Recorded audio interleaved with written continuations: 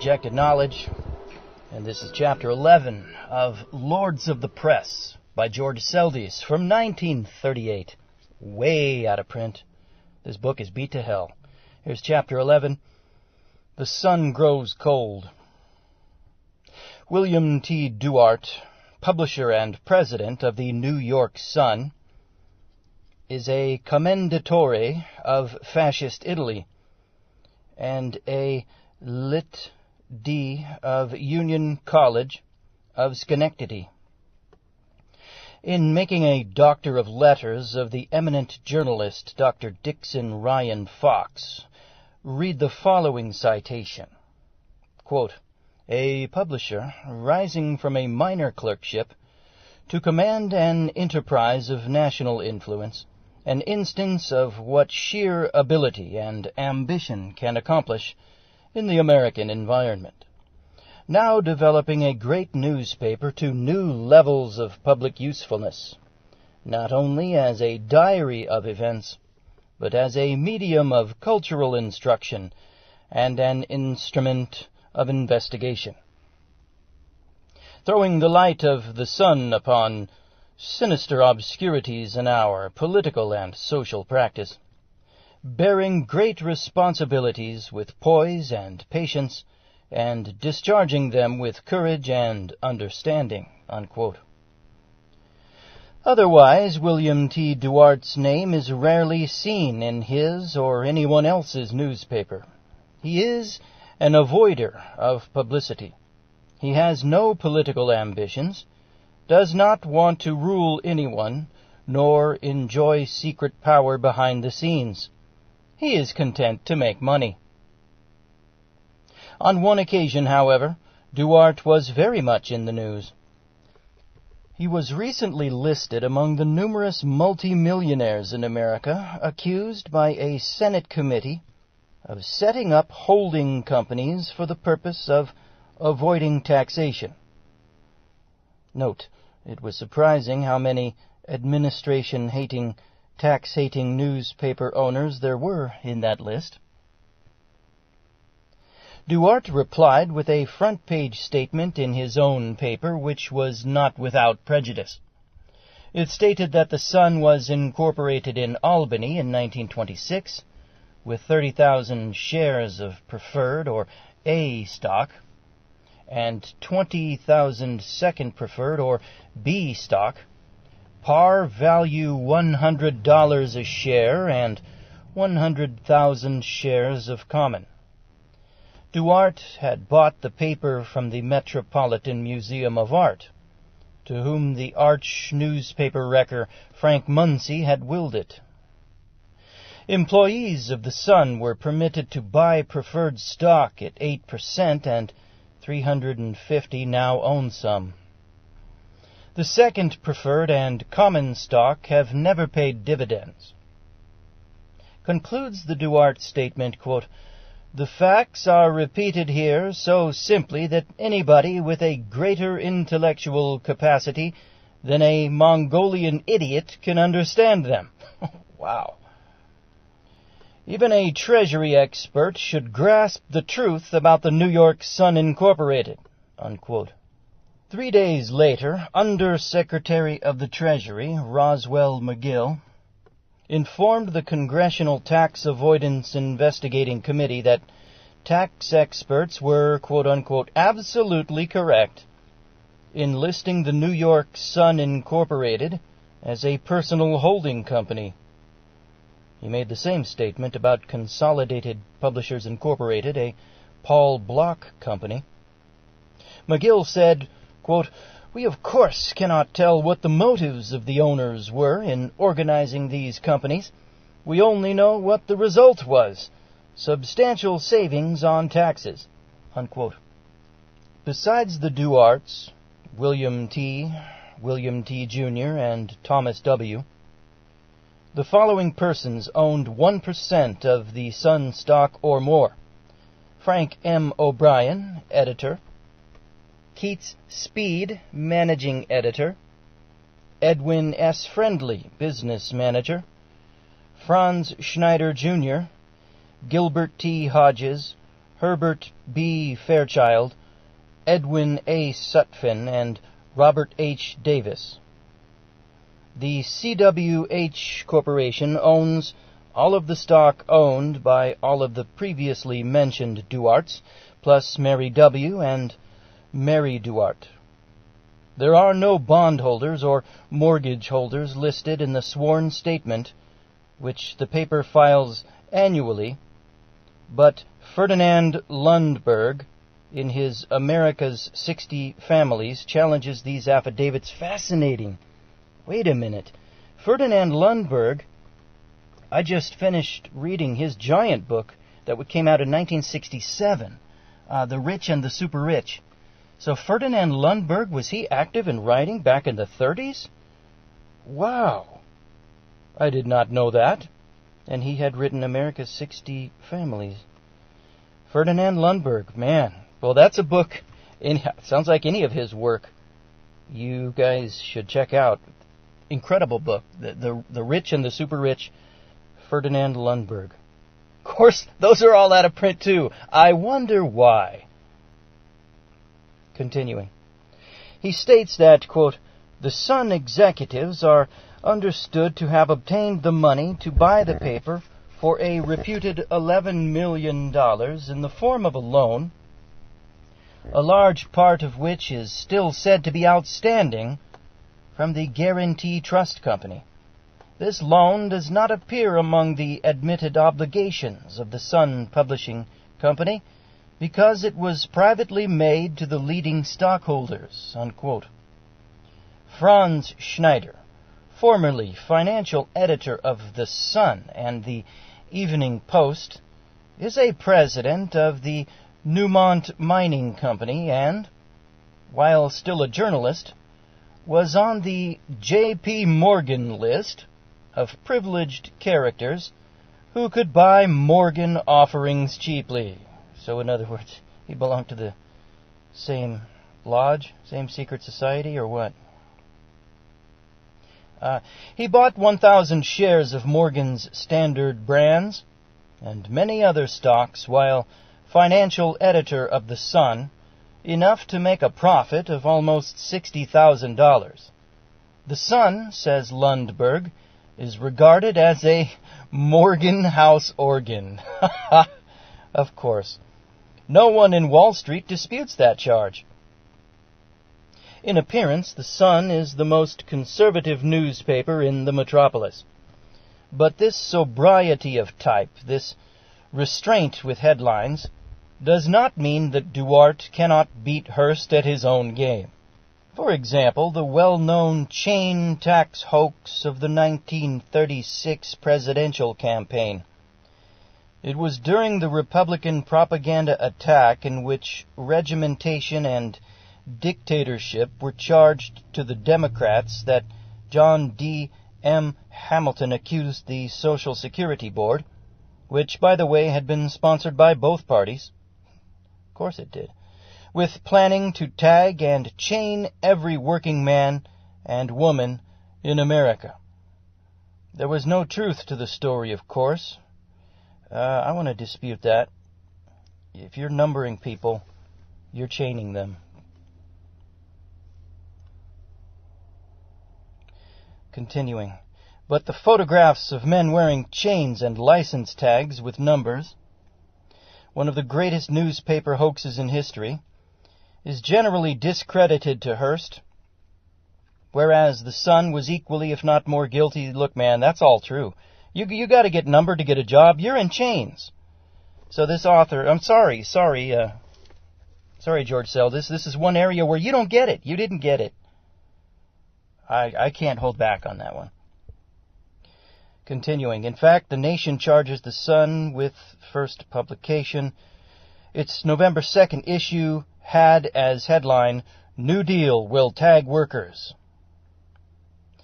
The Sun used two photographs, one of the metal tag itself and one showing a tagged worker. Look, we are tagged. Gee whiz, we're tagged so much and licensed and numbered. The difference between The Sun and numerous corrupt newspapers which used the photographs was that the Sun used probability in its captions. The yellow press used certainty. The Sun said, quote, "Such a tag has been prepared and submitted to the Social Security Board for approval," unquote. The totally corrupt press inferred the tag was already approved. Throughout the campaign, the Sun ran a quote-unquote boondoggling department. It chose an activity of the New Deal daily for attack or derision. Well, good, it should have. That was communism. It ridiculed the expenditure of $10,000 for a dam at Boulder, Colorado, because it would take a tidal wave more than a mile high to reach the town. An investigation showed that raging floods had menaced the town every spring. It ridiculed the expenditure of money to renovate reference books in libraries. It sneered at every public welfare undertaking. 2 years later, an impartial survey of work from land reclamation and power plant construction to sewerage systems installation, not to mention the salvation of human material in the CCC, PWA, and WPA, testified to the magnificent achievements of the Sun's boondoggling. Probably the nadir of the ridiculous was reached by the conservative Sun in a story which indignantly told how one man tried to pull a Landon sunflower button off another's lapel. A big head and almost a column text. That was not yellow journalism, Hearst style, but something new in blue-stocking sensationalism.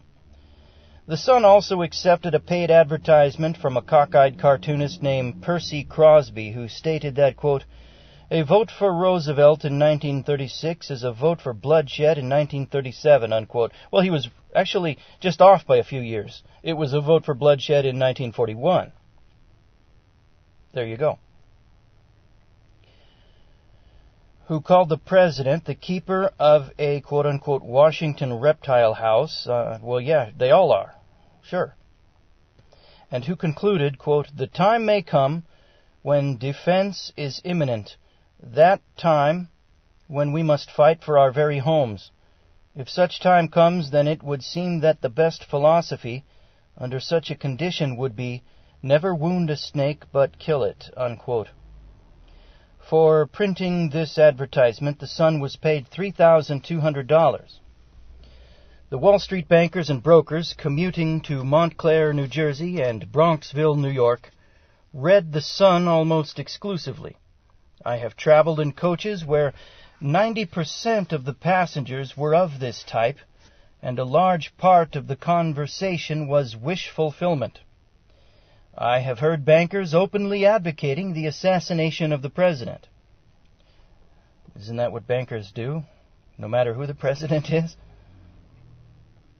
Such hatred publicly expressed, such bloodthirstiness, I have never heard in the trenches.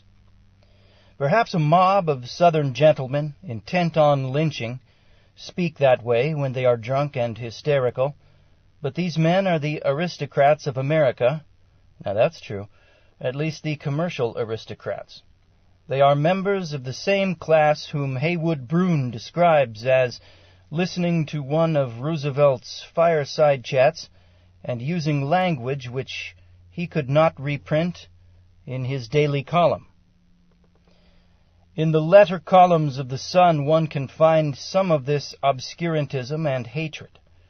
They're the men who sit at radios and curse the administration of our nation, can voice their opinions, provided, of course, they do not violate the law. They must restrain themselves. So every day, with almost no exceptions, there are letters abusing Roosevelt, Wallace, Ix, Hopkins, and all the New Dealers in every printable term. If, as a test, a reader should every day for a month, as a journalism student has done, send in a letter in praise of a New Deal action, he will find that none will be printed. In the Sun, the reader will find a letter saying that, quote, "Labor is tired of strife caused by the one-sided Wagner Act," unquote. Labor, in other words, is tired of the Magna Carta of labor. In the Sun, letters defend Mayor Haig of New Jersey. Just before the Supreme Court declared leaflet distribution part of the freedom of the press, one John Egan Kelly wrote a letter to the Sun defending the forceful deportation of quote-unquote outsiders who had come to the Jersey town, quote, interfering with legitimate business, unquote. Efforts at unionization become, quote, communistic intrusion, unquote, and labor becomes, quote-unquote, Reds. The demand for civil rights is called, quote-unquote, simian chatter. In a 3/4 column letter in the Sun, which says free speech is not denied in Jersey City because CIO organizers are allowed to speak freely if they retire to their own headquarters. And as for literature distribution, Jersey City has a city ordinance against it, and that's that. A letter protesting that leaflets have the same rights as copies of the Sun was not printed. If you bait the Reds, you make the Sun letter columns. If you uphold the Constitution and the Supreme Court in favor of a baited minority, you do not. Where Hearst is vulgar, the Sun is blue-stocking in its red-baiting. Like Hearst, Duarte is for the fascists in Spain. The Sun headlines and the Hearst headlines speak of the Loyalists as quote-unquote Reds, whereas no newspaper in the world which can make any claim to journalistic ethics has ever done so. So they would have called George Orwell a Red while he was fighting in Spain. He wasn't a loyalist necessarily. He fought with the army of the anarchists. But they would have called Orwell a Red, and yet he turned out to be the most virulent anti-totalitarian that comes to mind at all when people think of any intellectual or any writer or anybody who stands against totalitarianism. George Orwell stands at the top of that list. And yet they're going to call him a Red. Yeah, sure they would have. The Sun reporters are stockholders. They share the anti-labor bias of their bosses. The newspaper guild has made no headway in their reactionary stronghold. In its place, there is the Sun Editorial Employees Union, a makeshift organized when the Wagner Act made a company union illegal. Numerous concessions were made by Duarte, but Sun employees refused to recognize that it was the Guild's success as a powerful national body which forced the concessions. However, Duarte, thanks to this union and the stockholding feature, has succeeded in isolating his men. No sound of the March of Progress can enter the ivory towers on which the sun never sets. Generally speaking, it may be said with fairness that the Sun is the leading anti-labor newspaper in the East. In the West, the Los Angeles Times had an established law to publish all news inimical to labor and to labor unions, and to suppress all news favorable to unions or to the liberal labor movement. Under General Otis, it was, without doubt, the most perverted big newspaper in America.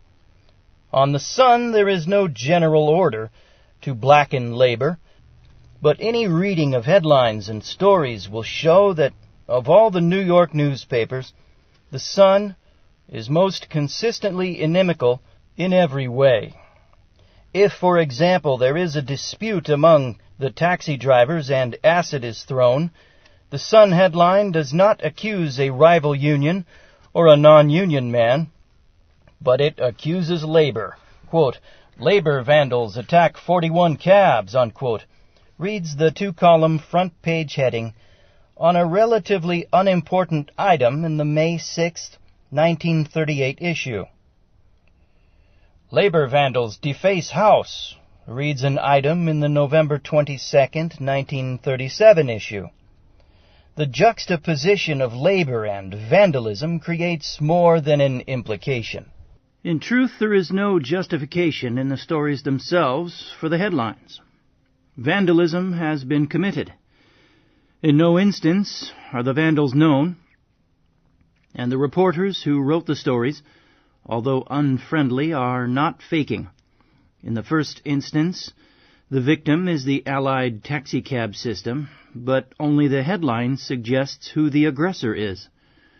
When, on the following day, Eugene Connolly, director of the Transport Workers Union, Taxicab Division, protested the Sun's headline and stated that, quote, anti-union fleet operators have, in the past, resorted to such tactics as acid throwing in an attempt to turn public sentiment against the union.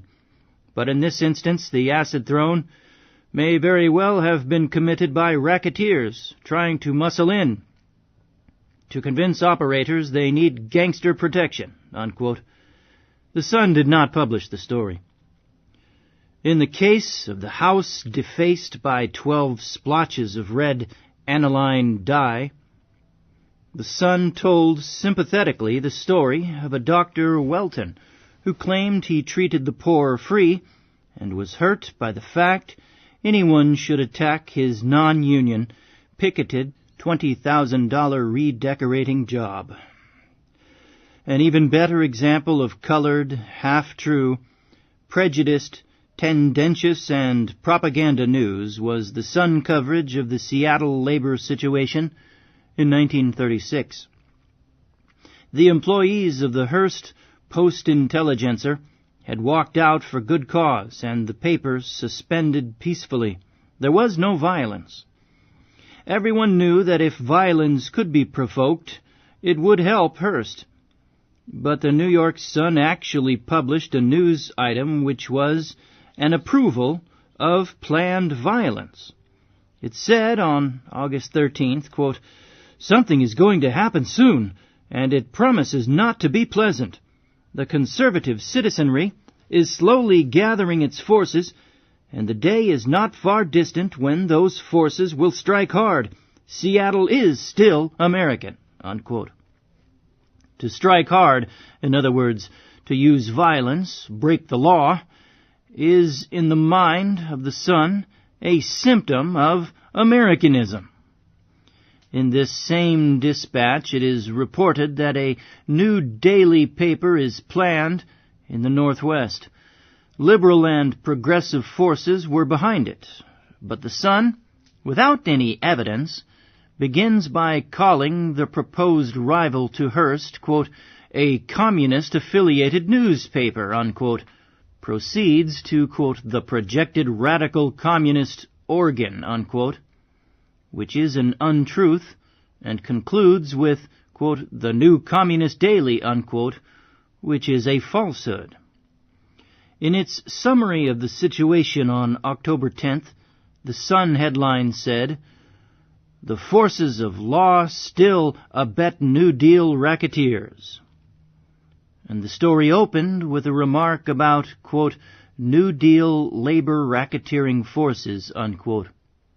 The writer, Guy W. Beardsley, then attempts to link the New Deal with communists, then predicts that, quote, this is Republican weather along the Pacific Coast, unquote, and quotes a professional straw vote proving, quote, that there is a decided swing to Landon, unquote, and gives his own opinion that, quote, Hearst made many Republican votes throughout the state the day the New Deal racketeers closed his newspaper, and every day it stays closed, Republican prospects throughout the state get brighter, unquote.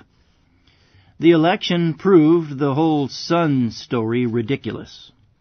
On the home front, here are Sun, typical anti-labor headlines and stories. November 30th, 1937. Police smash CIO attempt to get foothold in Jersey City. December 16th. Labor's friend berates labor. December 17th. U.S. committed to open shop labor policy. January 10, 1938. Fry links CIO to communism. The first attempt refers to the violent attack on a group of Union men who were kidnapped and deported after being arrested for distributing leaflets, a Jersey City quote-unquote crime, which the Supreme Court held legal. The news story referred to the, quote, CIO and so-called liberal organizations, unquote. When, in January 1938, Mayor Haig called a meeting in the Armory to listen to his bad grammar fascism, the Sun reported 75,000 persons present. This was untrue because it was physically impossible. As Haywood Broun reported, quote, the hall was filled, but 15,000 persons would be a fair estimate as to its capacity, unquote. The Sun always slants the news in favor of the most reactionary mayor of the country. The item headed, quote, U.S. committed to open shop labor policy, unquote, is a phony. The United States is not committed to an open shop labor policy. The other two items are typical cases of the Sun using any and all items as whips against labor, and especially against the CIO. Never friendly to the American Federation of Labor, the Sun now employs their reactionary leaders whenever it can to abuse the more progressive Union. How far prejudice and unfairness can be carried were illustrated when the Sun took a full-page advertisement in the Daily News to advertise a story headlined, "The Most Horrifying Murders of the Century in America," which turned out to be an account of a fight between miners in a labor war of 15 years ago. It was known as the Heron Massacre. The purpose of the Sun rehash of stale news was merely to harm John L. Lewis, who is head of the Miners' Union. The Sun is so rabidly anti-labor that it goes in for crusading. Crusading has been, from the earliest days of American journalism, associated with public welfare, the objective being the exposure of evils, whether in men or in systems. The Sun is probably the unique example of the reactionary crusader. It exposes, for example, in the issue of November 17, 1937, the fact that, quote, labor reaps its first fruits since election of LaGuardia, unquote. In this story, it is said that the estimates of a tunnel contract exceed the original by $7 million. Quote, that sum represents the first fruits plucked by labor, unquote, due to an increased wage scale. The Sun claims the wage scale will be higher than elsewhere and, quote, because of the labor costs, the tunnel will stand the city's taxpayers approximately 30% more than had been anticipated, unquote. It will cost those taxpayers who have found no way of dodging taxes. In the issue of April 18, 1938, the Sun boasts of the firing of a Negro CIO picket in Harlem because of, quote-unquote, alarm over, quote, the Sun's recent exposure of picketing abuses, unquote. These are the only two, quote-unquote, crusades this Sun reader has been able to detect in as many years, but perhaps they are enough to warrant a Lit D for, quote, throwing the light of the Sun upon sinister obscurities in our political and social practice, unquote.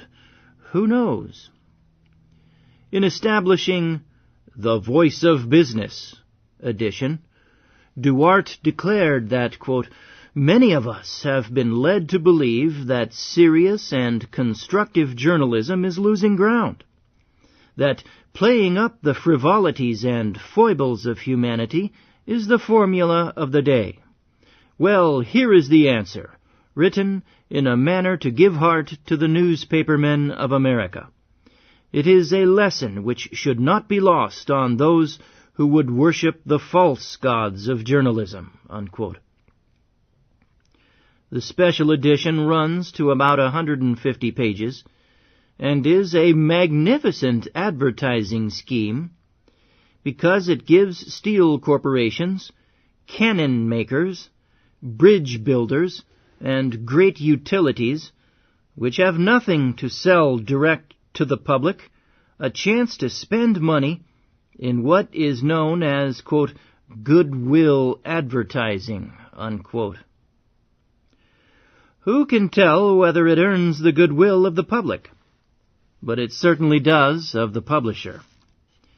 In the Sun Business edition of January 4th, 1936, it was announced that, quote, outstanding authorities would present the facts and philosophies of the American system of industrial democracy, unquote. Here is a sample fact and philosophy written by an eminent authority. 2% control the wealth. What of it if they do? The point the eminent authority, one Charles H. Franklin, makes is that control does not mean ownership. That should make it all right with the third of a nation which has nothing. The eminent philosopher continues, quote, you and I know from actual experience that 9 out of 10 of the poor, among whom we were reared in this city, remained so because of their refusal to accept their opportunities and because of their own vices. We know that 9 out of every 10 rich, middle class or poor, who made a go of things, have done so because of their initiative and honesty, unquote. On another page, another eminent authority, Preston S. Krecker, writes on, quote, depressions, wars, and unsound business policies are causes, unquote. Rufus S. Tucker on, quote, the profits and who gets them, unquote, claims only 10% of the total receipts of corporations go to stockholders and managers in good years. Byron D. Miller of Woolworths writes in favor of private enterprise. A.W. Robertson of Westinghouse on, quote, federal policies delay recovery, unquote. E.T. Ware of National Steel, quote, sees politics as business hindrance, unquote. Edward Subert of Standard Oil, quote, urges stable money, balanced budget, unquote. John J. Raskob sees, quote, revival of heavy industry retarded by taxation, unquote. And David Lawrence discusses the barriers and impediments, quote, the government has erected, unquote, against, quote, an enlarged volume of business, unquote. Irénée DuPont demands that the administration get out of business, quote, but if they keep on trying to Sovietize the United States and are successful in so doing, it will end either in civil war or the United States being reduced to a scale of living of Russia, unquote. But why go on? Such is Sun philosophy and economics. The best that can be said in favor of the New York Sun is that it is not a hypocrite. It does not, like the majority of newspapers, pretend to be the friend of the common people, the upholder of the rights of the working man, the defender of civil liberties and American democracy. The Sun is the organ of Wall Street. And in Wall Street, money rights stand above human rights.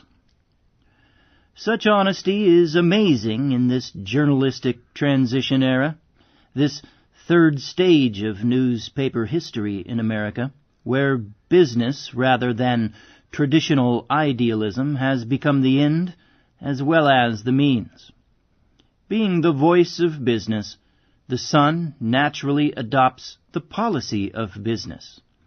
Business today is openly anti-reform, anti-administration, anti-labor, anti-Wagner Act, anti-union, especially the militant unions, anti-cooperatives, and generally anti-social. There is no press law, no moral obligation, or established custom by which a conservative newspaper becomes a Tory newspaper, a Tory becomes a reactionary, and a reactionary becomes mean, intolerant, prejudiced, so that all its actions are biased and unfair, and its achievements the perversion of men's minds. But in actual practice, that is usually the case in every nation in the world. Even the great conservative London Times has, on many occasions, been caught slanting and coloring the news, which lately its conservatism has led it right up to Hitler's back door, where it has joined with the conservative British quote-unquote statesmen in licking the boots of fascism. The Sun would not feel uncomfortable if the Hague style of fascism were to cross over from New Jersey. In newspaper circles, the Sun is regarded as a tragedy. It was once the journalist's journal. The impress of Dana, the publisher, who said, quote, "What the good Lord lets happen, I am not ashamed to print," unquote, prevailed for a long time, even under Munsey the Wrecker. Under Duarte, the Sun has become not so much a newspaper as a special pleader for a special class. Under the law, it has every right to do so. Under the canons of journalism, it is, of course, another matter. Nevertheless, in the summer of 1938, the School of Journalism of the University of Missouri awarded its Medal of Honor, quote, "for distinguished service in journalism," unquote, to the New York Sun.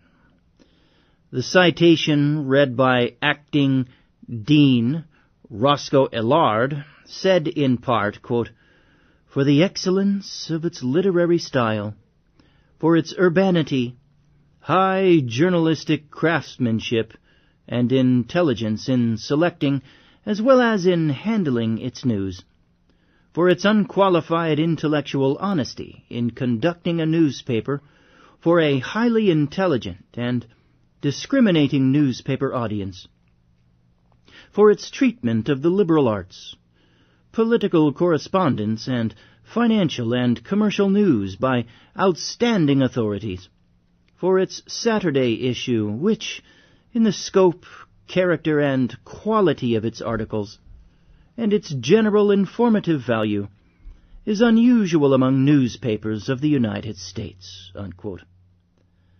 The Sun should also have a medal for the most dignified and refined violations of the canons of journalism to which the University of Missouri once dedicated itself. Okay, folks, that was Chapter 11 of Lords of the Press by George Seldes. We will be back with Chapter 12 in a moment. We're back. Time for Chapter 12 of Lords of the Press by George Seldes from 1938. Chapter 12, Stern's Fight for Liberalism.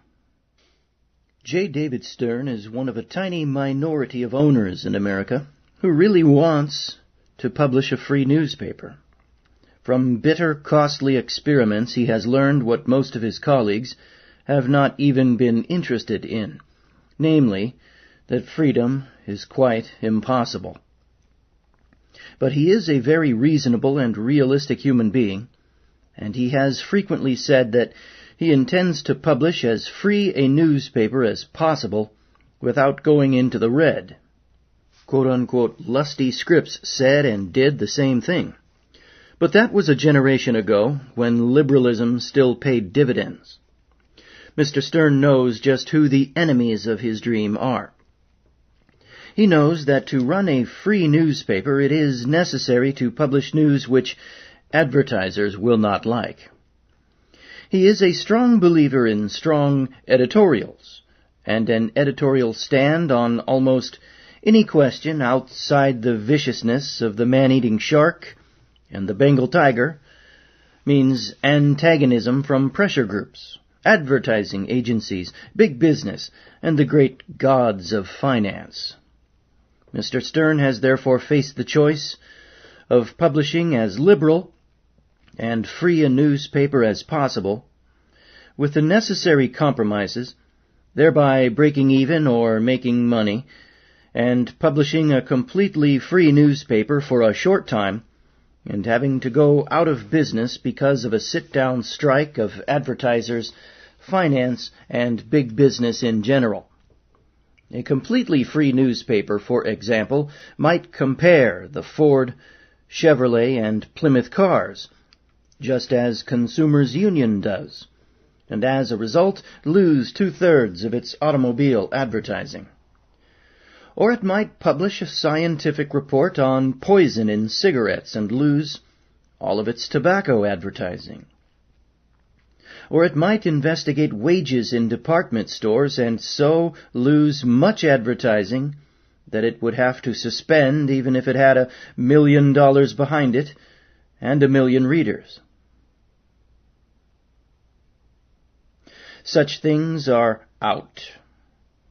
No newspaper in America will ever compare automobiles from the consumer's viewpoint, and the Christian Science Monitor is probably the only metropolitan daily which will tell the truth about tobacco. And department stores, the main source of city advertising, are the most sacred of sacred cows in journalism. On one occasion, however, Mr. Stern has even lassoed and thrown that animal, and incidentally shown up the suppression of news by the Philadelphia Evening Bulletin and the Philadelphia Inquirer. The employees of Gimbel's, Strawbridge and Clothier, Litt Brothers, Snellenbergs, and Frank and Cedar had gone out on strike just when the 5 stores were gaudy for the Thanksgiving and Christmas trade. Union recognition, better working conditions, and more wages were demanded.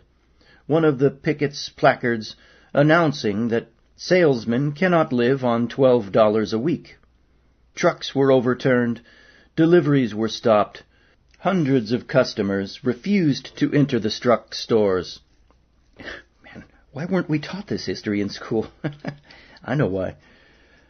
We were taught Rosa Parks, but weren't taught this. No. Back to the book. And they went to Wanamaker's, and $1 million worth of business was lost. One official called it a, quote-unquote, miniature revolution. Why weren't we taught this? I know why. But revolution or no, it was a front-page news story if there ever was one. To those defenders of the American press who claim that department store advertising no longer influences newspapers, I present the fact that Stern's Philadelphia Record was the only paper which, for a week, refused to suppress the news of this strike. Stern has consistently tried to publish all the news, and also to crusade in the public's behalf.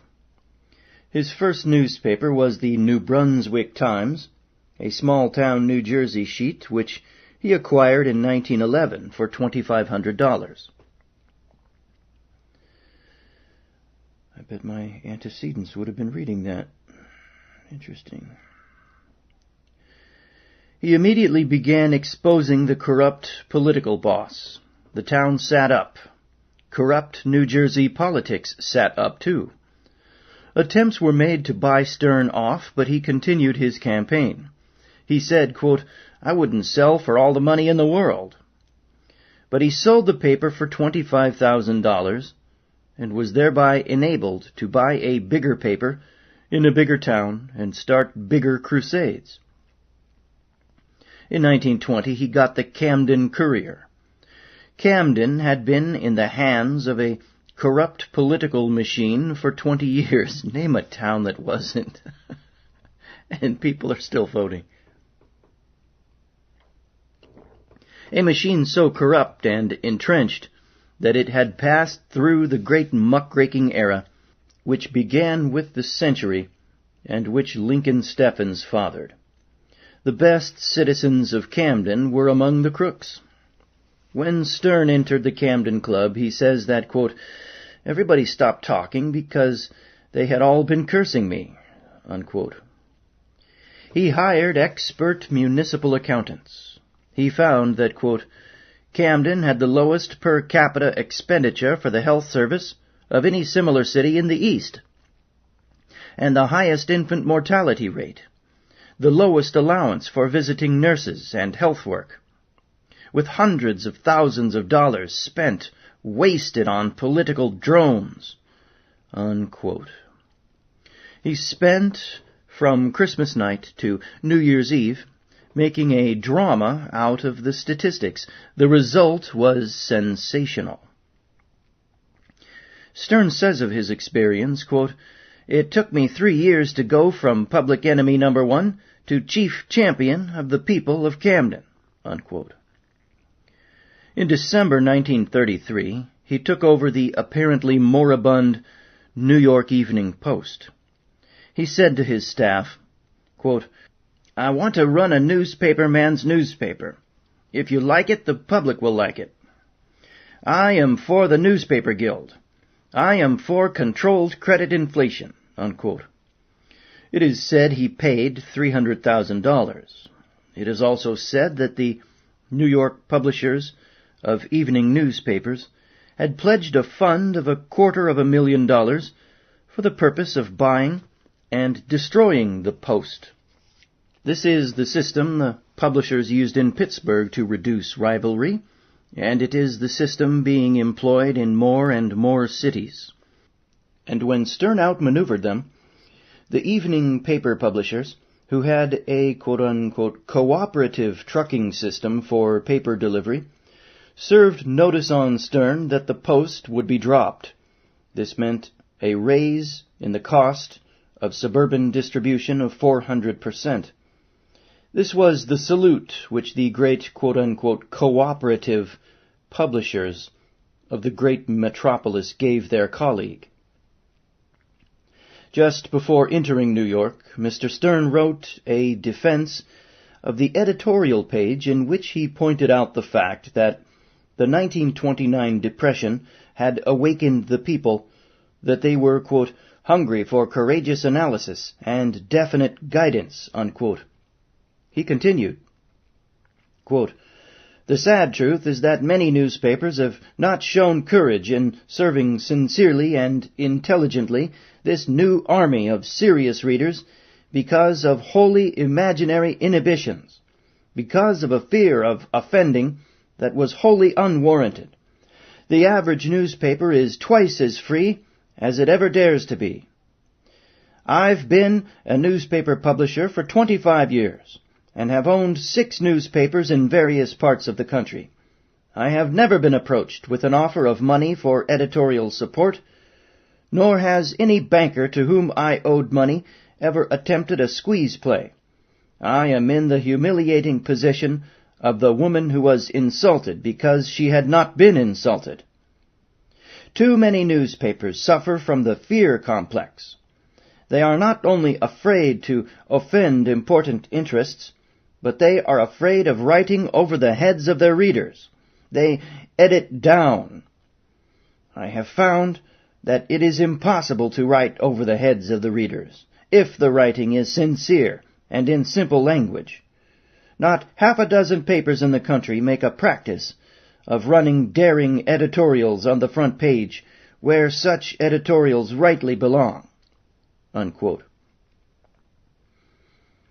In 1935, when the Post was attracting the support of all liberal and intelligent elements, Mr. Stern, addressing an association of national advertisers, said he had learned from experience that, quote, "the public is sure to recognize sincerity and guts and to pay well for it. These are qualities in a newspaper that can't be bought or faked. They have to be in the heart of the publisher.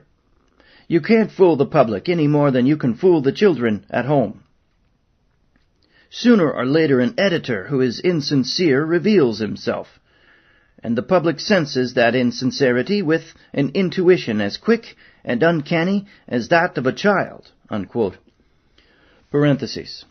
But it took the public 45 years to begin the boycott of the Hearst press. End parentheses. Man, I can't wait till he gets to the Hearst chapter. He's been taking shots at Hearst all along. Continuing. Nothing he has done has won more admiration for J. David Stern than his exposure of the hypocrisies, inconsistencies, and frequent falsehoods of other newspapers. In a metropolitan manner, he has revived some of the audacity which marked journalism of an older day on the western frontier. His most important gesture was his resignation from the American Newspaper Publishers Association. At that time, he was joined by Patterson's New York Daily News in the charge that the ANPA had set itself up as a Supreme Court to judge the constitutionality of the Wagner Labor Act before the Supreme Court itself had had a chance to do so. When the ANPA, on the advice of Attorney Hansen, had declared the law unconstitutional, Mr. Stern denounced this action. He realizes what all newspaper owners know, that the press is a great force, for good or evil, for reaction or progress. He does not, as do most of his colleagues, exempt the newspapers from his praise or attacks, knowing that they have a large hand in political affairs nowadays. Thus, when Colonel McCormick was making a fuss over the anniversary of Peter Zenger, colonial fighter for a free press, Stern said that, quote, "the same kind of Tories who sent him to jail now gather to do him honor," unquote. There was a Chicago Tribune reporter present. It was at a time this paper was running a Red Scare and linking the administration with Reds. Well, they should have. The Tribune man asked Stern to explain. Stern replied, quote, "You tell Bertie McCormick that he is seeing things under the bed. Lip service from autocratic steel barons and red-baiting publishers is no honor to Zenger," unquote.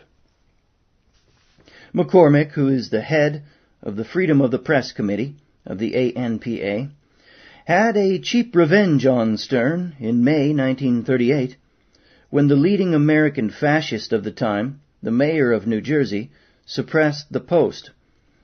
Said the Chicago Tribune, quote, "A federal judge has issued an injunction to restrain Mayor Frank Hague and his Jersey City police from stopping the display of the New York Post on Jersey City newsstands. Perhaps some of our readers expect us to sound off about the gallantry of the little New York newspaper in defending the freedom of the press against a rapacious politician. If so, they are going to be disappointed," unquote. The reason? Because the Post supported the Roosevelt administration. At the time, the publishers were trying to write a code, quote, "the most dishonest, weasel-worded, and treacherous document," unquote, ever offered to General Johnson. Stern replied editorially that the publishers' code, quote, "had no more to do with the freedom of the press than the state laws regulating the hours of women workers, fire laws calling for adequate staircases, and traffic laws compelling newspaper trucks, like all others, to stay on the right side of the street," unquote. But, he asked, quote, "Did American publishers join in the great effort that most of business was making? They did not. By and large, they put themselves in a special class. They wrapped the mantle of freedom of the press about them to fight the code, when what they really feared was freedom of their employees to organize," unquote. In March 1936, the Post began a series of editorials on the facts of life for newspaper readers, in which it showed up its contemporaries by contrasting their headlines and stories. The series was occasioned by a letter from E.K. Marat of the Advanced School of Education of Columbia University. Mr. Marat is a Persian, but his interest in truth in the news exceeds that of at least 99% of the American people. Mr. Marat asked the entire New York press whether news is separate from opinion. If the papers permit their editorial policy to affect their news policy, if they allow editorial sentiments and opinions to influence the news and the presentation of news in the news columns, or whether the two policies are kept separate. The New York Times, World Telegram, and Daily Worker replied, but Mr. Marat considered their answers confidential. The New York Herald Tribune, Sun, Daily News, and Journal and American did not reply. The Post was the only paper to publish the correspondence. Said the chief Stern organ, quote, "We don't know who has been handing you this line about the theory of American journalism that news is separate from opinion, but we'll bet it wasn't a working newspaper man. The theory not only isn't true, but it couldn't possibly ever be true on any paper. Men, not machines, report news stories, and men, not machines, edit and make newspapers. Editors have to use their judgment. Judgment, dear E.K. Marat, is opinion. A certain proposed constitutional amendment comes up at Albany. The Post headlines, 'Child Labor Amendment is up for vote.' The Herald Tribune headlines, 'Youth Control Amendment is up for vote.'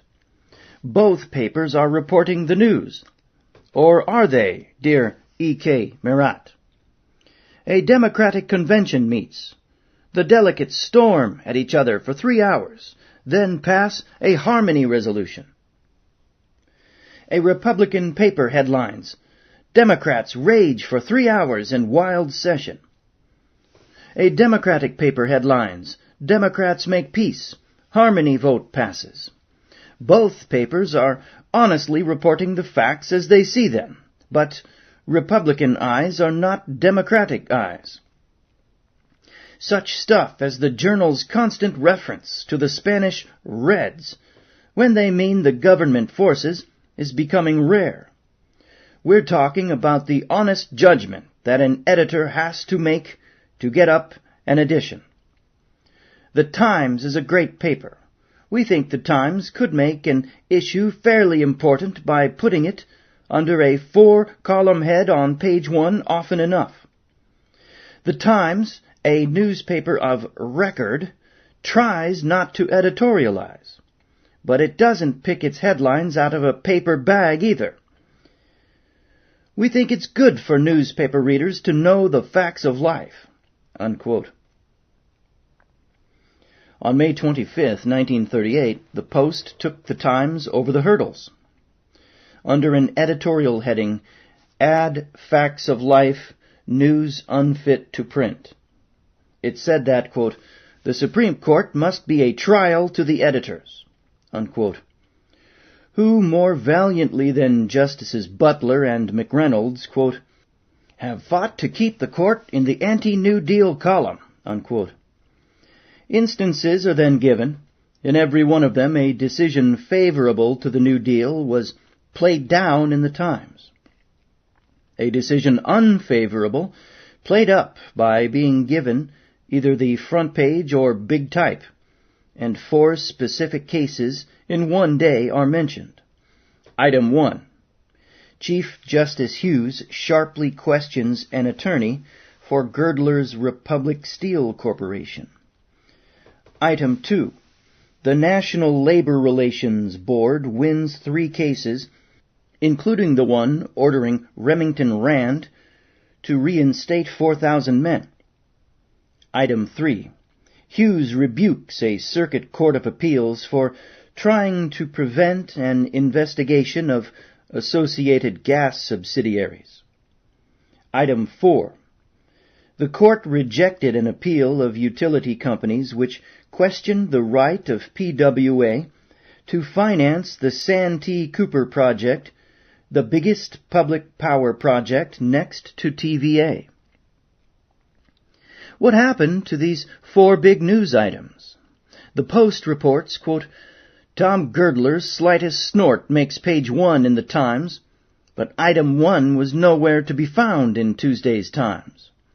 Item 2 was buried in the 5th paragraph of a story on page 6, headed, High Court Hears NLRB Arguments. Item 3 was put back on page 33, and item 4 wasn't in the paper, unquote. But still more important is the Post-investigation of what happens in the Republican, Tory, and self-styled liberal press of New York City when there is a news story extremely at variance with the general anti-New Deal policies of the press. For years, the papers have published the released summaries sent them by Fortune, the big business magazine. At the end of May 1938, after 5 years of pounding by the press, it was found that the popularity of the president was holding firm, quote, that the chances of any important number of Mr. Roosevelt's men will be defeated in the primaries this year are very thin, unquote. That 54.7% of the people back Roosevelt and only 34.4% disapprove. This was, of course, good, big news for the Roosevelt papers, few as they are, but it was nevertheless news for any paper. And what happened in this case?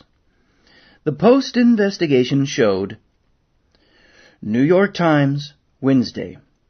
Not hide nor hair of it anywhere. But the Times found room for a column and a quarter account of a sectional bankers' conference way out in Springfield, Illinois, in which the New Deal was attacked. Parentheses. The actual figures on Fortune's poll were reserved for afternoon papers, but the important editorial was available to the morning papers. In parentheses. New York Herald Tribune. Nothing on Wednesday, but on Thursday, half a column on page 15. The Herald Tribune used the figures on Roosevelt's popularity, but omitted Fortune's editorial criticism of business and Fortune's defense of the New Deal. New York Sun, nothing at all. New York Journal, nothing at all. But there was room for a full column quoting a group of Chicago businessmen against the New Deal. New York World Telegram, 2/3 of a column on Fortune's release, under a 2-column headline, page 5, Adequate Handling. New York Post, a bit more than a column, page 1, first edition, page 4 later. We're for the New Deal, and so we have a sharp eye for New Deal items. New York is served by the best papers in America. But something pretty darn funny has been happening lately in the heat of the fight against Roosevelt, and we think the local press ought to have a few moments of solemn communion with itself. When an important story from a major source is omitted, and readers are kept in ignorance of a significant pro-Roosevelt poll, are kept in the dark about our leading business magazine's rebuke to business, it is time for a checkup. What would have happened to that release had it shown an anti-Roosevelt majority? Very properly, Mr. Marat, whose innocent Persian question began all this discussion, concluded it with a letter in which he stated it was apparent to him that newspaper owners and editors can be a great deal more objective, more unbiased, and more insistent on the presentation of both sides in a controversy if they were willing to make the necessary effort and sacrifice. Quote, "It may be possible," unquote, he continued, "that prejudice and suppression are not altogether due to human equation, but they exist because some newspaper owners and editors do not care to be objective, to be fair and impartial, and to present arguments advanced by both sides in any given controversy. No phenomenon is more menacing to the foundations of democratic ideas than the adulteration, suppression, and distortion of facts by particular groups and their settled convictions, and by the refraction of facts through propaganda and censorship." Unquote. When the rebellion broke out in Spain, the newspapers reported the facts to the best of their ability. In time of revolt, as distinguished from a war of nation against nation, it is extremely difficult for journalists to get both sides of the story, but the news from Spain was told honestly, or with intended honesty. There were many honest errors and omissions. The fact that Germany and Italy were part of the conspiracy to destroy the Spanish Republic was not known at the beginning, but it was obvious that the plot included only the officers of the army and the leaders of the Catholic and fascist element, notably Robles, the Catholic, and LaRue, the reactionary, whose regime had been upset by the elections of February 1936, the generals Sanjurjo, Mola, Quepo de Llano, and Franco. The rebellion was put down generally throughout Spain in the first few weeks. Although the generals took 80 or 90% of the military with them, the armed population was able to retake the seized barracks and public buildings in all the principal cities except Burgos, Seville, Salamanca, and a few others. It was obvious that an overwhelming majority of the people, and Spain is 99 9/10 Catholic, although there are millions of anti-clericals, went for the Republic and against the clerico-fascist rebels.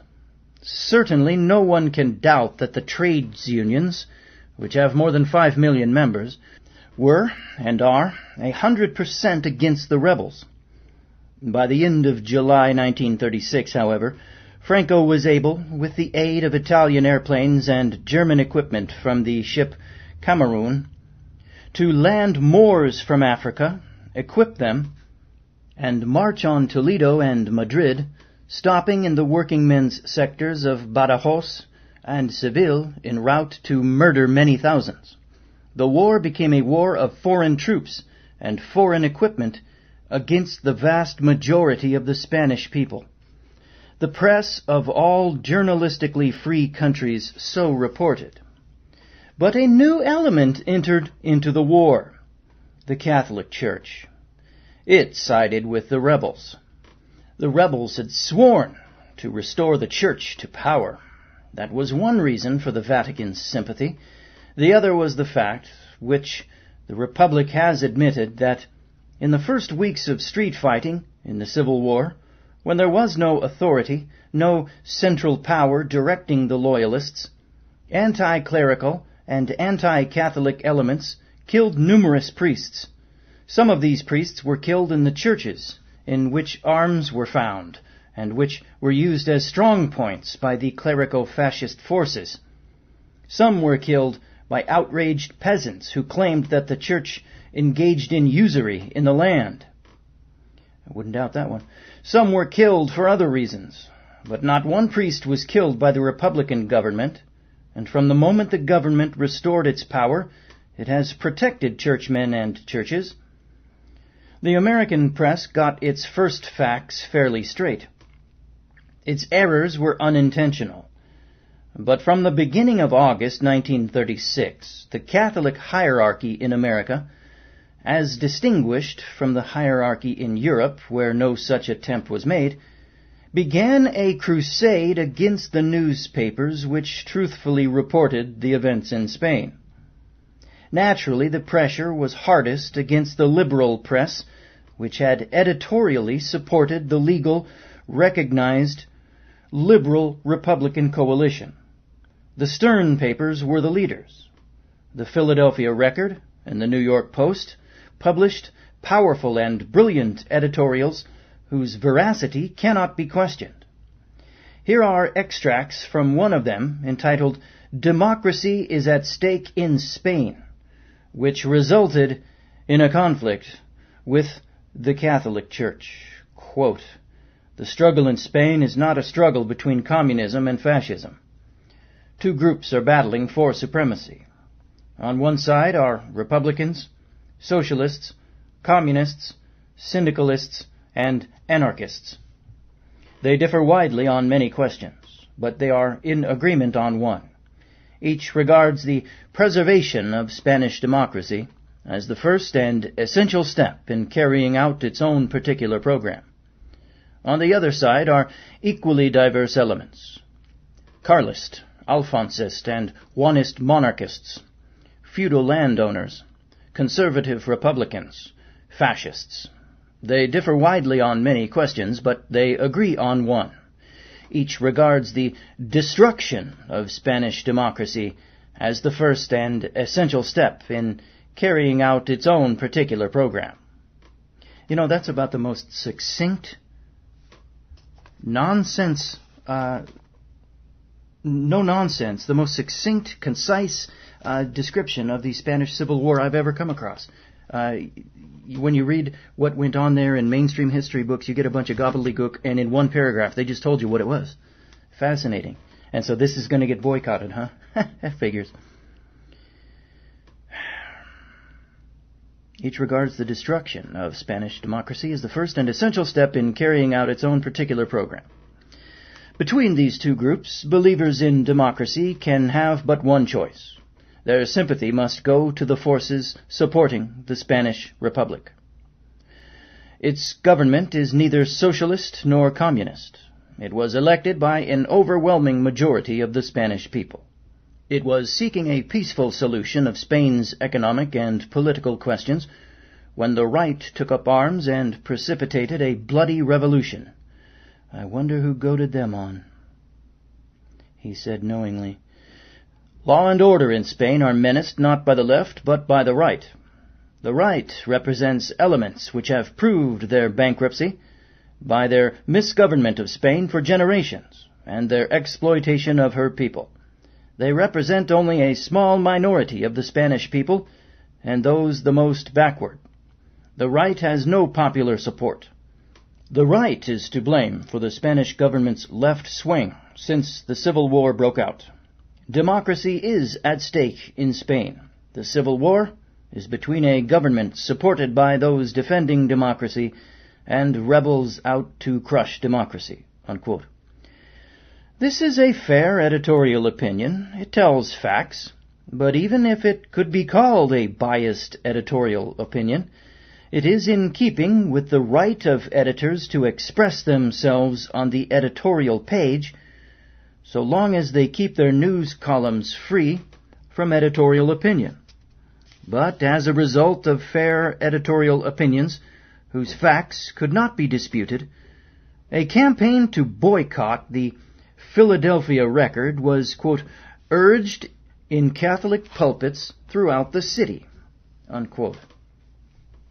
The official diocesan newspaper, the Catholic Standard and Times, said in its July 24th issue, quote, "Because of the censorships and claims and counterclaims, it is still almost impossible to know what is going on in Spain. It would seem, however, that the rebels are made up of all factions opposed to communism, and the Popular Front Party is made up of communists, anarcho-syndicalists, and the more radical socialists. This group is fanatically determined to completely destroy the church, and it is for church with a capital C, there you go. And it is for this group that the Record wished more power. Catholics rightly have resented this. Catholics, moreover, cannot consistently support, even to the extent of 2 cents a day, a paper that supports communism. The Record owes an apology, or at least an explanation, to its Catholic readers." Unquote. This Catholic newspaper's description of the Popular Front is false. The majority of the Popular Front is not composed of communists, anarcho-syndicalists, and socialists, but liberals, Republicans, and Democrats. The Popular Front is not, quote, "fanatically determined to completely destroy the church," with a capital C, unquote.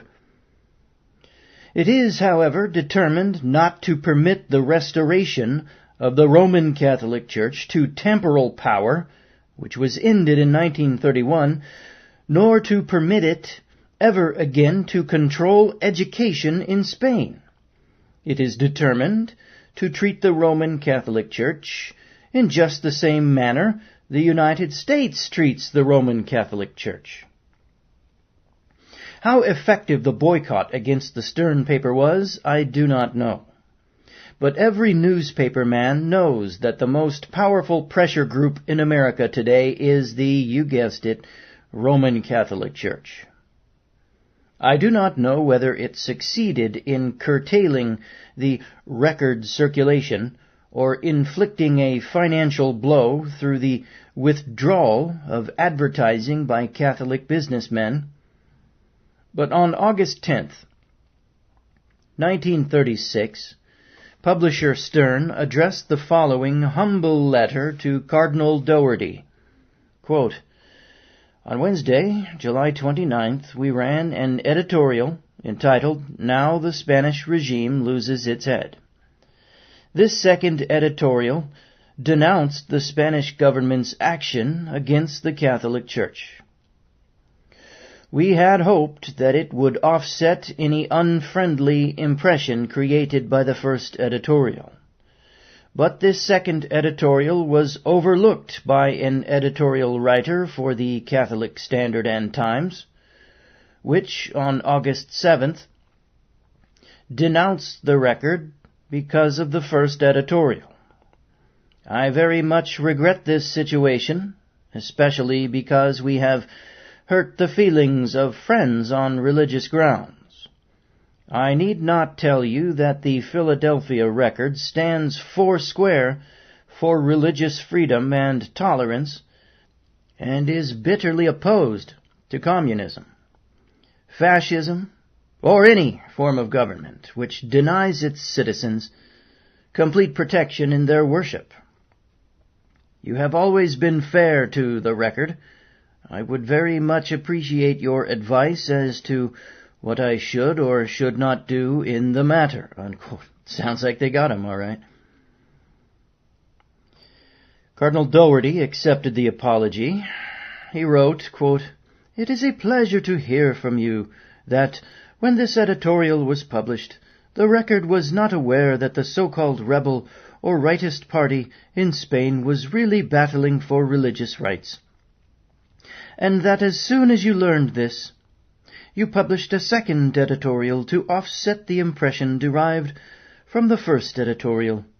Your further assurance that the Record stands foursquare for religious freedom and tolerance, and is opposed to communism, is also gratifying." Unquote. I believe that every newspaper man in America who really values the freedom of the press, no matter what his religious beliefs may be, will deplore this episode, and especially the Record's genuflections. Yeah, well, get used to it, because that's all that's ever happened ever since. We have the testimony of Haywood Broun concerning the Catholic pressure against the old New York World. We have the evidence of the World Telegram and the other 23 Scripps Howard newspapers suppressing Pegler's column critical of the mass murderer Franco, for whom Cardinal Hayes prayed every day. End parenthesis. We have Father Curran's boast that he changed the policy of a Brooklyn newspaper through the $20,000 worth of printing or advertising business he controls there. And now we behold the publisher of a chain of 4 newspapers, 4 of the very tiny minority of liberal, free, independent newspapers left in America, bowing before the pressure of the Church with a capital C, when in fact his editorials on Spain had been true, honest, favorable to the anti-fascist movement in Spain, and applauded by all fair, liberal, and intelligent men. Caught between the advertising pressure of big business on the one hand, and the political pressure of a religious organization on the other, the New York Post, Philadelphia Record, Camden Courier, and Camden Post have had to make the usual compromises. I know of no better illustration of the fact that there is no completely free press in America. Imagine how bad it is today if this was back in 38. When Stern bought the New York Post, there was considerable metropolitan rejoicing. It was at a time the World Telegram, grown rich and conscious of its power, had begun to shed pretensions of liberalism, and the hope of survival of the old New York World spirit was dead. But Stern had been preceded by the fame of his Philadelphia Record, and a real liberal newspaper was expected. In this, New York was not disappointed. There was a time, however, when Ernest Gruning, editor for only a few months, resigned amidst rumors which caused great questioning, but the matters involved were the usual difficulties with advertisers and financial backers of the paper. People were more than willing to give the new liberal journal a better-than-even break. The circulation rose from some 40,000 to 100,000 in the first year of Stern management, doubled the next year, rose to 300,000 in the third, a phenomenal growth even with contests and book bargains discounted, and proving that the metropolis appreciated journalism which aimed at the old World and the Manchester Guardian standards. In 1936, when I went to Spain with Post credentials, I sent Harry Saylor, the editor, a series of stories aimed to tell the fundamental truth about the whole situation. One of the articles dealt severely with the part the Catholic Church was playing in the Civil War. It was then 27 years since I had started in journalism, by which time I had learned the first lesson, namely, that one must never write on controversial subjects, the first of which was religion, and that one must never report even the truth in any case in which the Catholic hierarchy might be offended. Nevertheless, I tested every word, believed every word in this article which quoted pro-loyalist expressions from the great, cultured, intelligent Catholic leaders, and sent the story to the Post. The Post published the story word for word. I know of few such instances of journalistic courage in dealing with a tabooed subject. I stress this fact because of the disastrous Record episode. Sometime in 1937, however, a change seemed to come over the liberal viewpoint of the New York Post. It is difficult to say just when and how it happened, just as it is difficult even today to make too general an accusation, inasmuch as several writers whose editorials gave the Post its reputation for liberalism are still writing liberal editorials, which now alternate with weaker, straddling, and at times reactionary editorials. The Post is still in an ambiguous state. There is still hope it will return to the liberal fold. Whether or not negotiations with the Newspaper Guild were the main cause of the change, or merely touched it off, is not known to me, and may not be known to any man, not even Mr. Stern.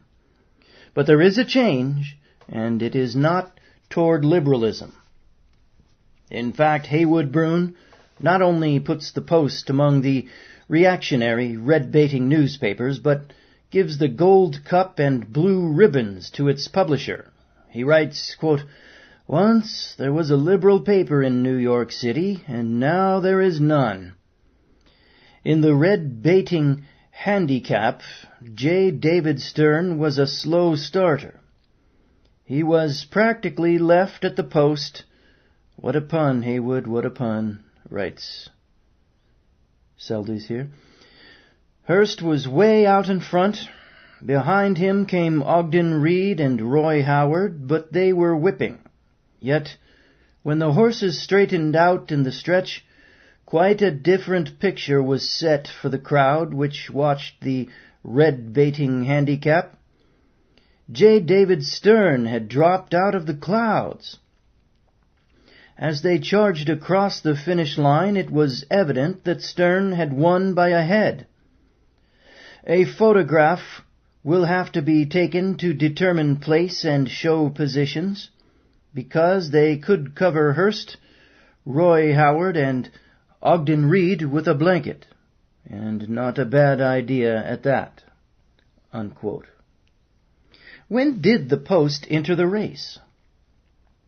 On October 5th, 1937, when the President excoriated the aggressor nations which were shedding blood and preparing to rush the world into another general war. You mean like FDR was? The Post published the photographs of the heads of the lawless nations, and included that of Stalin with Hitler, Mussolini, and the Mikado. No other newspaper, not even the professional red-baiters, which never hesitate to falsify news and pictures, followed the Post. Its readers, finding no reference to Russia and no implication in the President's words, probably believed that an error had been made. The Post, in fact, admitted it had erred. While I was willing to give the Post the benefit of a doubt in this issue, I was shocked by an editorial in the issue of December 2nd, 1937, on the right to picket and its abuse. On that, or the following day, every newspaper in New York City published an editorial against picketing. That, too, is a significant fact. In Russia, it is said that the press is controlled by the government. And in Italy and Germany, we know that there are daily orders on every editorial and news item of any importance.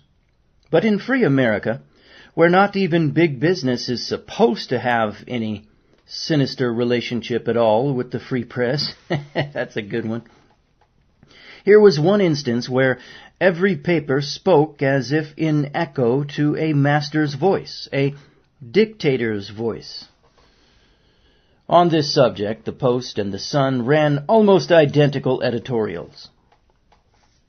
That sounds like today's news on television, interesting, and radio and everything else.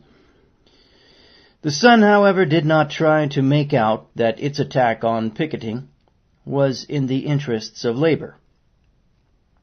The Sun makes no pretenses of being liberal or of favoring labor. The Post said it believed, quote, that the right to picket is one of the fundamental rights of labor, unquote, which it is, quote unquote, but.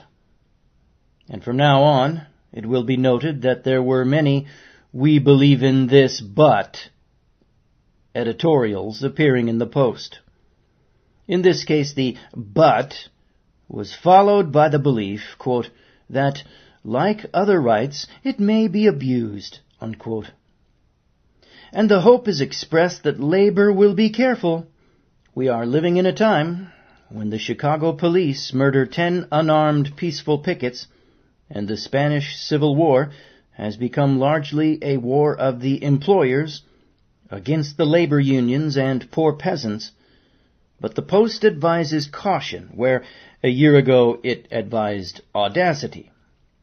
Continues the editorial, quote, even more obnoxious is the use of pickets in what the courts have called, and often condemned as, secondary boycotts.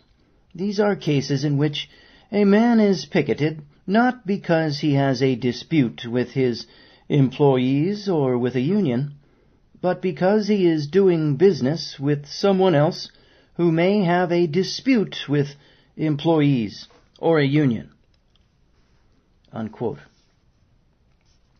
The fact that the entire press campaign against picketing, and notably quote-unquote secondary picketing, is that these methods hurt business. The newspaper guilds, striking at the Brooklyn Eagle, made notable use of this new weapon. It attacked the Eagle through its advertisers. It sent its men, reporters, and others whom Brooklyn liked and trusted to the department stores and other large advertisers. These pickets carried placards urging the public not to deal with shops advertising in a newspaper which labor held unfair to its employees. The Guild reporter published a weekly list of stores, cigarette companies, and other advertisers with the recommendation they be boycotted. It is therefore easy to see that labor had discovered an effective weapon which, incidentally, hit newspaper revenue, the financial support of the press, harder than any weapon used for a century. The fact that the Sun, Herald Tribune, Times, and Hearst Press threw dignified tantrums when their pocketbooks were touched surprised no one. The fact that the Times and Daily News also attacked picketing was of no great shock. But there was distinctly a journalistic tremor when the Post joined the others. This editorial may mark the change. News stories and editorials in which the Guild and its methods, the war in Spain, unions in general, and especially a reactionary demand that they be incorporated so that they can be emasculated, sounds like churches, have followed, and have caused the most loyal Post readers to squirm. Among the 260,000 circulation which the paper had added were all shades of liberals and radicals. On February 15th, 1938, the Post deliberately set out to drive the extreme left wing out of its ranks. Its purge came in the form of an editorial, 2 columns wide, on page 1, under the heading, "Stalin Takes Off His Mask." It was based on a letter in which the Soviet leader urged, quote, "We must also increase and strengthen international proletarian ties of the working class of the USSR with the working class of bourgeois countries. We must organize political help of the working class of bourgeois countries to the working class of our country in case of military attack," unquote. There was nothing sensational and certainly nothing new in the statement, but the Post said there could be but one interpretation. Quote, "American workers must, according to Stalin, be prepared to fight for Soviet Russia when he wants them," unquote. And on the 18th, defending itself from the attacks of many readers, many of them non-communists, the Post repeated its view that, quote, "The united front, union of liberals with communists against fascists, is a greater threat to democracy than the frontal attack of reactionaries," unquote. With this view, anyone who has been in Spain must disagree. Although the communists are a minor part of the population of Republican Spain, numbering only 50,000 men when the war broke out, they have supplied a great proportion of the best troops and fought better than any other political faction in the country, without claiming credit or attempting to take over the command of the army or the government from the majority liberals and Democrats who controlled both. I think that changed after this book came out, and I think that's covered by George Orwell in Homage to Catalonia. Continuing.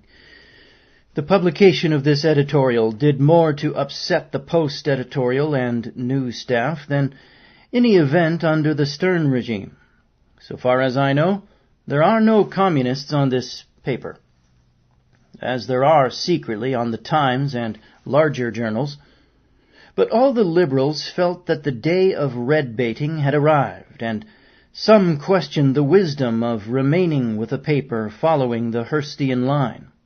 It was at this time that Brune read Stern out of the liberal ranks. Quote, "He was all for trade unionism until it took a big bite out of his own budget," unquote, said Brune. Quote, "When the CIO was a bright dream, J. David Stern applauded. When it became a successful reality, it scared the hell out of him. The soul of Stern was shocked when Stalin suggested that the workers of the world might have a stake in winning out against war. To J. David Stern, that was subversive and undemocratic.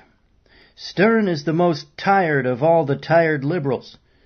He wants to hit the hay and forget most of the causes he previously espoused. It is not unknown for a paper's policy to vary according to its circulation. I do not agree about the tiredness, nor about the influence of circulation, because the Post has not yet reached world telegram heights and money.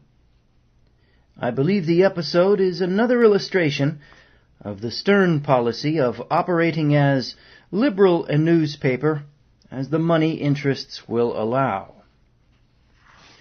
Apparently there had been a clamping down on policy by certain interests, a threat to the financial future of the Post, which had to be answered by a gesture of red-baiting, and the compromise had to be made.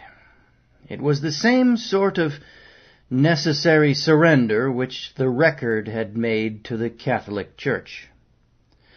The reactionaries on the Post staff must have felt victorious because on the 22nd of that February, when the Times, World Telegram, and Herald Tribune united in hailing the Soviet Arctic expedition, a brilliant, successful exploit which will take a permanent place in heroic traditions, the Post said editorially, quote, "Those Russian scientists who can't be coaxed off the ice floe on which they have drifted for 8 months may be smart. Having a radio, they may have heard rumors of the wholesale liquidations of big shots in Moscow.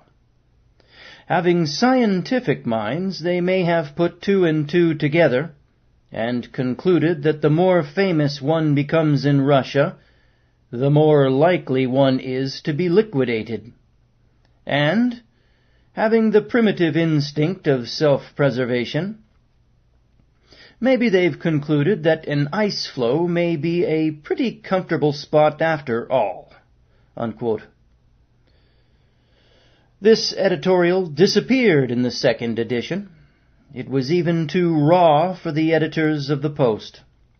In the Daily Worker, it was called a, quote, "crime against science, human progress, and journalistic decency," unquote, never to be forgotten or forgiven by the American people. The American people, of course, know nothing about this, and most of the readers of the first edition did not give a hoot.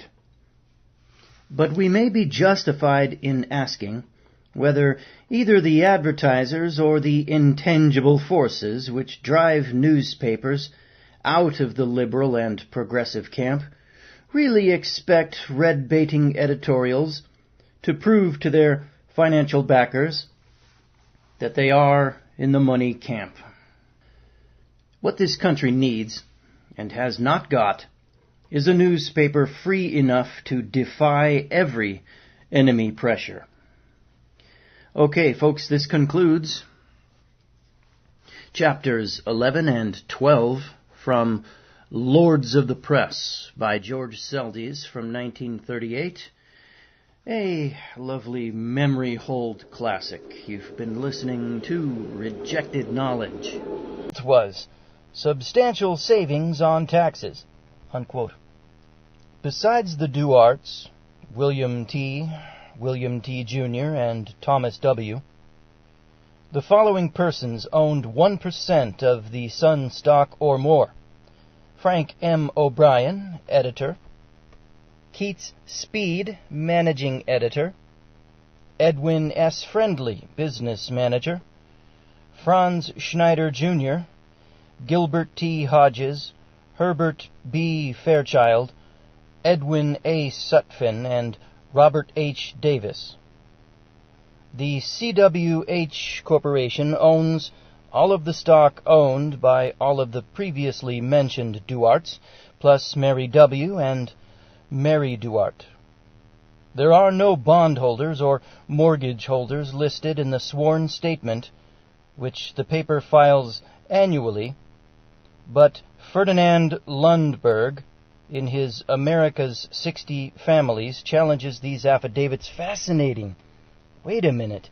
Ferdinand Lundberg, I just finished reading his giant book that came out in 1967, The Rich and the Super Rich. So Ferdinand Lundberg, was he active in writing back in the 30s? Wow. I did not know that. And he had written America's 60 Families. Ferdinand Lundberg, man. Well, that's a book.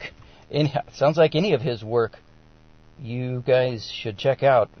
Incredible book. The Rich and the Super Rich, Ferdinand Lundberg. Of course, those are all out of print, too. I wonder why. Continuing. He states that, quote, the Sun executives are understood to have obtained the money to buy the paper for a reputed $11 million in the form of a loan, a large part of which is still said to be outstanding from the Guarantee Trust Company. This loan does not appear among the admitted obligations of the Sun Publishing Company because it was privately made to the leading stockholders, unquote. Franz Schneider, formerly financial editor of The Sun and the Evening Post, is a president of the Newmont Mining Company and, while still a journalist, was on the J.P. Morgan list of privileged characters who could buy Morgan offerings cheaply. So, in other words, he belonged to the same lodge, same secret society, or what? He bought 1,000 shares of Morgan's Standard Brands and many other stocks while financial editor of The Sun, enough to make a profit of almost $60,000. The Sun, says Lundberg, is regarded as a Morgan house organ. Of course. No one in Wall Street disputes that charge. In appearance, The Sun is the most conservative newspaper in the metropolis. But this sobriety of type, this restraint with headlines, does not mean that Duart cannot beat Hearst at his own game. For example, the well-known chain tax hoax of the 1936 presidential campaign.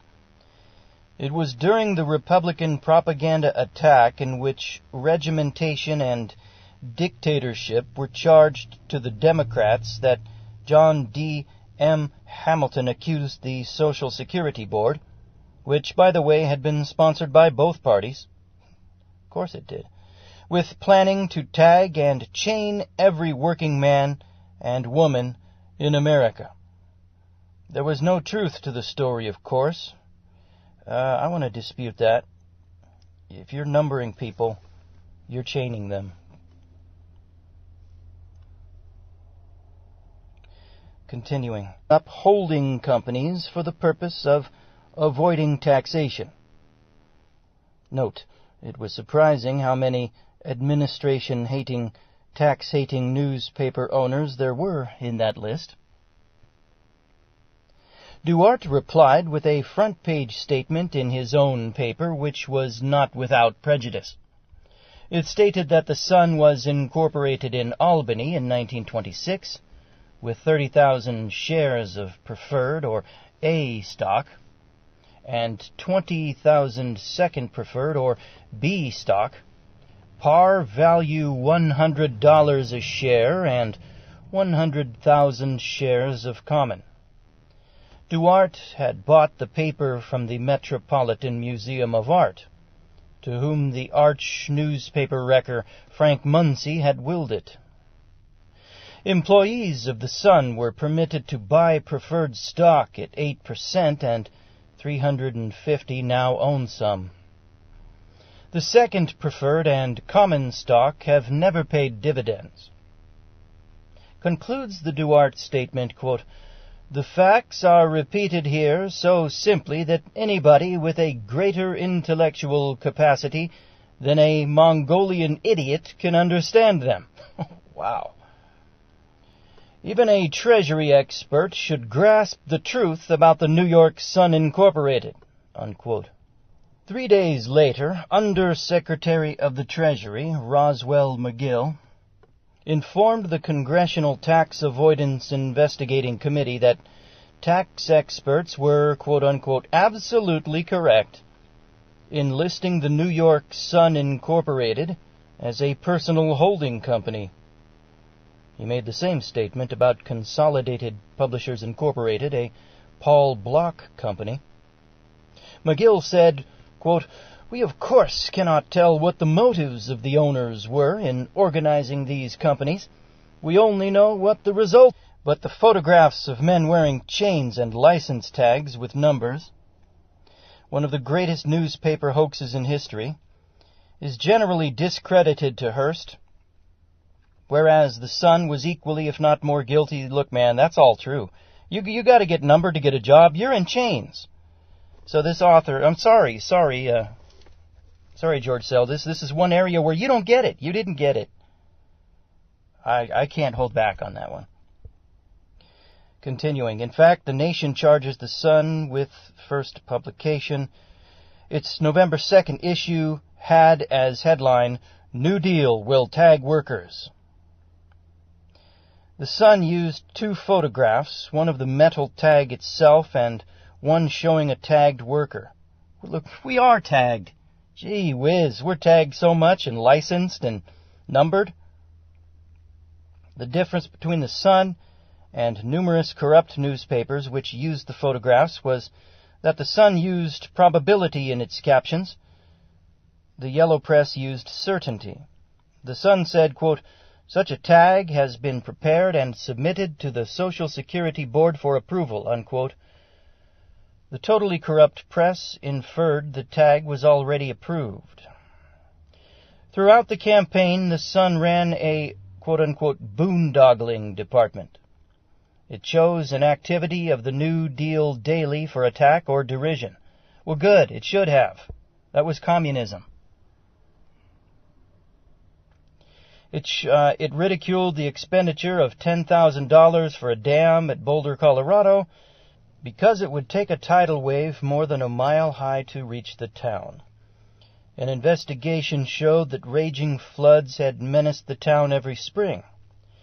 It ridiculed the expenditure of money to renovate reference books in libraries. It sneered at every public welfare undertaking.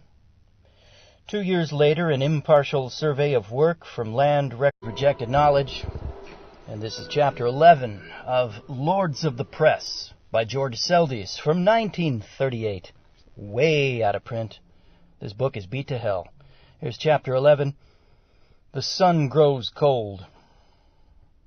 William T. Duart, publisher and president of the New York Sun, is a commendatore of fascist Italy and a Lit. D. of Union College of Schenectady. In making a Doctor of Letters of the eminent journalist Dr. Dixon Ryan Fox, read the following citation. Quote, "A publisher, rising from a minor clerkship to command an enterprise of national influence, an instance of what sheer ability and ambition can accomplish in the American environment. Now developing a great newspaper to new levels of public usefulness, not only as a diary of events, but as a medium of cultural instruction and an instrument of investigation.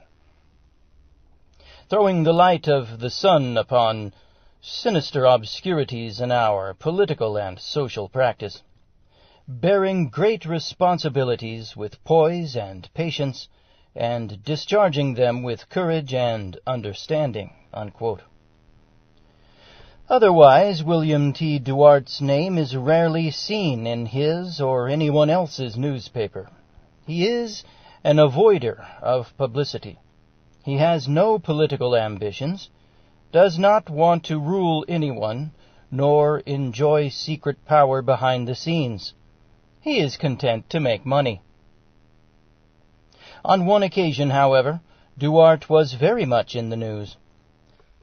He was recently listed among the numerous multimillionaires in America accused by a Senate committee of setting